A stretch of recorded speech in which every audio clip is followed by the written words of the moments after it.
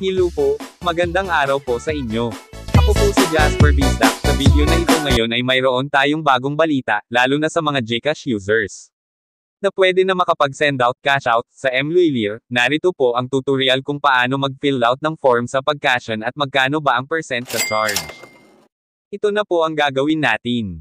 Una, pumunta lang sa pinakamalapit na MLuilir branch at sabihin lang kay Kuya Guard ang iyong transaksyon na tungkol sa gcash.so. Ngayon bibigyan po kayo ng form. Dito sa isang form baliktarin lang po natin, dito sa likod ng form makikita dito ang bills payment.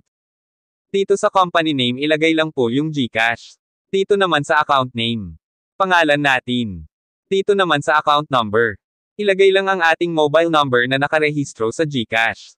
Sunod naman itong contact number, maglagay lang ng mobile number natin, at dito naman sa other details, ang isulat ay cash and GCash. Syempre ito pang huli ay amount, halaga kung magkano ang ating ika-cash in. Ang charge po dito ay 1.8% lang.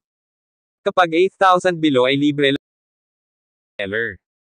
At kapag 8,000 above yun ay 1.8%. Paalala lang po, sa ngayon ay para lang po ito sa mga GCash na Globe users. Baka sa isusunod naman itong Smart users.